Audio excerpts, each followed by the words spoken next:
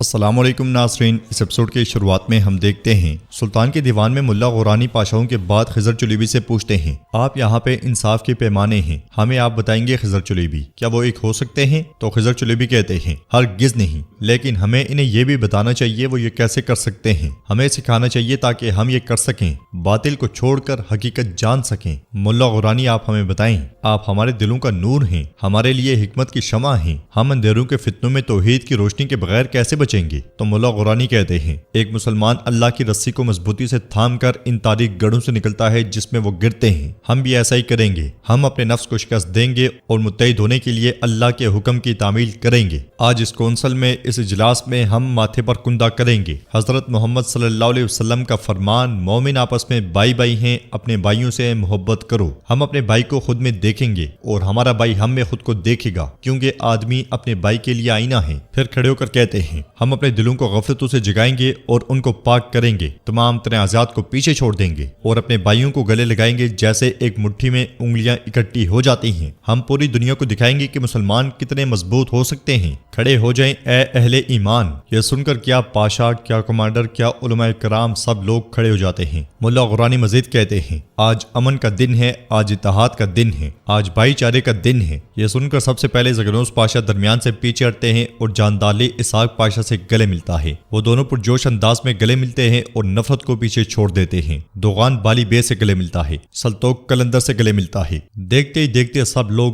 ایک ہو جاتے ہیں۔ یہ منظر دیکھتے ہوئے سلطان بہت زیادہ خوش ہو رہے ہوتے ہیں۔ آخر میں ملا غورانی شیخ کو گلے لگا لیتے ہیں اور ایک طویل عرصے کے بعد ہم یہ محبت اور اتفاق دیکھتے ہیں۔ سلطان کہتے ہیں تو اس وقت چونکہ ہم توحید کے ساتھ متحد ہیں، چونکہ اب ہم ایک ہیں، اب کافر کو مسلمانوں کی یکجہتی دکھانے کا وقت آ گیا ہے۔ میرا رب مجھے اپنے نفس کے لیے بولنے سے باز رکھے۔ ہم اس میدان جنگ میں اپنی بہادری دکھانے نہیں آئے، ہم عظیم نظریات کے لیے ایک جنگ سے دوسری جنگ تک پیش قدمی کرتے رہیں گے۔ اب جزیرے پر ہمارے عظیم خوابوں میں سے کوئی ایک سنگ میل بنے گا۔ رب کے حکم سے آج کی تمنا کل کا نصیب ہوگی انشاءاللہ۔ سمندروں کے شیر بہادر بے، یہ سنتے ساتھ ہی بہادر بھی آگے بڑھتے ہیں۔ بہادروں کا شاہ بالی بے، یہ سن کر بالی بھی آگے بڑھتے ہیں۔ سلطان مزید کہتے ہیں وہ آدمی جس نے اسلام کی طاقت کو آزما کر ظلم کیا، یعنی ہسپانوی جنگجو فرانسسکو، اسے ایک سبق کی ضرورت ہے۔ جہاد تمہارے دلوں کا امتحان ہو اور فتح تمہارا مقدر ہو۔ یہ کہتے ساتھ ہی سلطان اٹھتے ہیں اور ان کے پاس آتے ہیں۔ پھر کہتے ہیں میرا ارادہ یہ ہے کہ تم فتح نہ کرو، اس ریاست اعلیٰ کی دیواروں سے لے کر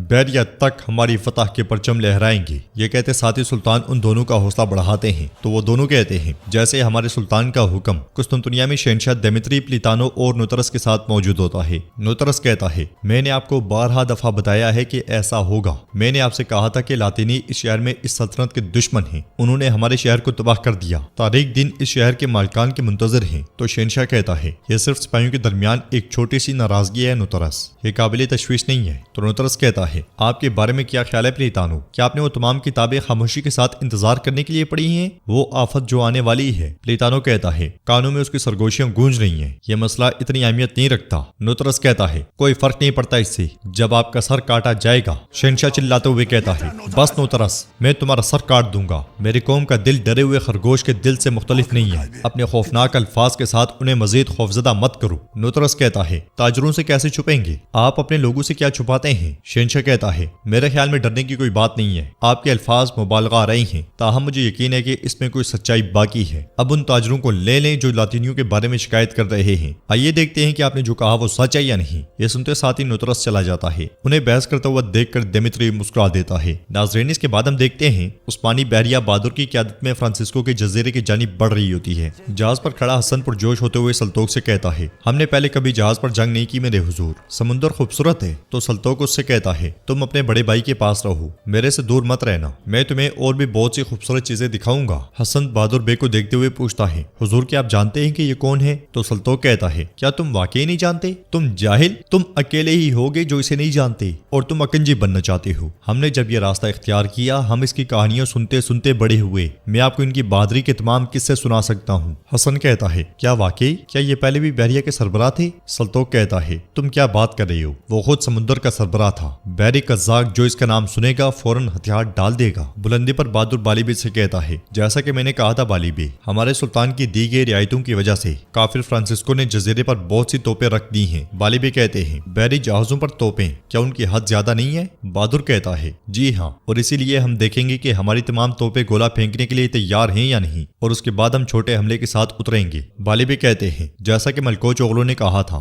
मलकोच ओगलो शहीद बनने और रियासत को जिंदगी देने के लिए जीते हैं। बहरी जहाज आगे बढ़ते ही चले जाते हैं। इधर सुल्तान खेमे में बायजीद और बाहर के पास आते हैं। बायजीद भागते हुए सुल्तान से लिपट जाता है और सुल्तान उसे उठा लेते हैं। फिर कहते हैं तो मेरे बहादुर ने काफिर को मौका नहीं दिया? हाँ। बायजीद कहता है मैंने नहीं दिया, वो नहीं गिरा सकते बाबा। उसे प्यार करते हुए सुल्तान उसे रख देते हैं। बाहर सुल्तान के हाथ का बोसा लेती है। सुल्तान हाल अहवाल पूछते हैं तो बाहर कहती है हम ठीक है, मगर अली बे, आपने सुना होगा उन्होंने अपनी जान पर खेलकर हमारा दिफा किया। जवाब में सुल्तान कहते हैं हाँ मैंने सुना है, उन्होंने अवरानोस ओगलो को कम समझा है, अब अल्लाह उन्हें सेहतियाब करे। उन्होंने अपनी जान को खतरे में डालकर हमारे खानदान की इज्जत की हिफाजत की, उन्हें अल्लाह उस याद दिन से बचाए जिसमें वो गिर गए हैं। बायजीद भी सुल्तान के सामने अली बे की तारीफ करता है, जिस पर सुल्तान उसे प्यार करते हैं। फिर कहते हैं तुम थोड़ा आराम करो क्योंकि शाम को रास्ते पर रवाना होना है, लेकिन हमें उससे पहले बात करनी है बाहर। ये कहते साथ ही सुल्तान चले जाते हैं। दूसरी तरफ दोगान शेख के सामने बैठा होता है और शर्मिंदा होते हुए कहता है मेरा नफ्स मुझे लगता है कि हार गया है। मैं भूल गया कि असल में मेरा दुश्मन कितना सख्त है। मैंने मेरा इम्तिहान बर्बाद कर दिया, मैंने मेरी इज्जत दागदार कर दी। तो शेख कहते हैं स्याह बादलों के बाद बारिश आती है दोगान, जिस तरह बादल बढ़ जाते हैं इसी तरह एक शख्स भी गुस्से से बढ़ जाता है। जो लोग मुजरिम होते हैं वो इससे बच नहीं सकते, फरार भी नहीं। दोगान कहता है मेरे शेख, मैंने अपनी तकदीर का पीछा किया। वो सीने पे हाथ रखता है और गहरी गहरी सांसें लेता है। शेख कहते हैं तुम अपने गुनाहों पे रोते हो और अब तुम अपने गुनाह से मगरूर हो रहे हो। दोगान, क्या तुम्हें लगता है कि तुम अपने गुनाहों की वजह से बच गए हो? तुम्हारे अंदर आग थी,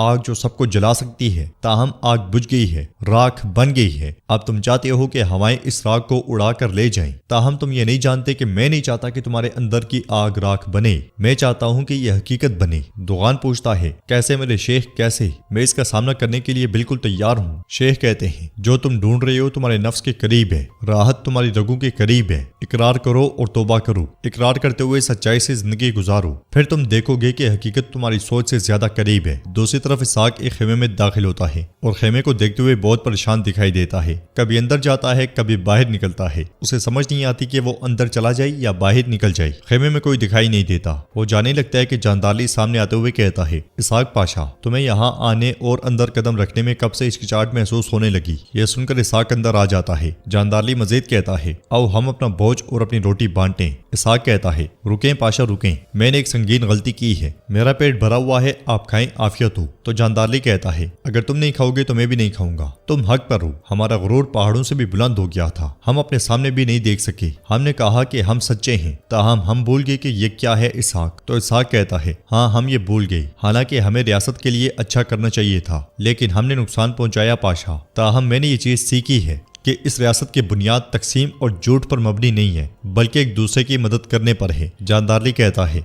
जितना बड़ा मर्तबा होगा उतनी बड़ी गलती होगी। खताओं से सीखना अजीम होने की निशानी है। तुम लालच में पड़ गए और गाफिल हो गए। ताहम लालच एक तेज तलवार की तरह है, यह सिर्फ सामने वाली चीज को नहीं काटती, लेकिन यह उस हाथ को भी काट सकती है जिसने उसे पकड़ा हुआ हो। और मैं तकब्बुर से उठ खड़ा हुआ, मैंने सोचा कि मैं ही रियासत हूँ, ताहम मैंने गलत किया। पाशा की ताकत रियासत की खिदमत करने में ही मौजूद है, मैं इसके बारे में भूल गया इसहाक। तो इसहाक कहता है मेरे पाशा आप सही कह रहे हैं, हम जबकि एक दूसरे को काटने की कोशिश कर रहे थे, हमने रियासत के लिए दर्दनाक जख्म खोल दिए। अब इन जख्मों को भरने का वक्त है। मैं क़यामत तक आप पर अपना हक हलाल करता हूँ, आप भी ऐसा ही करें। यह सुनकर जानदारली उसके सीने पे हाथ रखते हुए कहता है मैं भी हलाल करता हूँ। ये कहते साथ ही जानदारली उसे गले लगा लेता है और वो दोनों बहुत ज्यादा खुश होते हैं। तो नाज़रीन इसके साथ ही एपिसोड भी इख्तिताम पजीर होती है। अगर आपको वीडियो पसंद आए तो वीडियो को लाइक कर दें, चैनल को सब्सक्राइब नहीं किया हुआ तो सब्सक्राइब करने के साथ साथ घंटी वाले आइकन को दबाना मत भूलें। इंशाल्लाह मिलते हैं नेक्स्ट वीडियो में, तब तक के लिए रखें अपने और अपनों का बहुत ज्यादा ख्याल। अल्लाह निगहबान।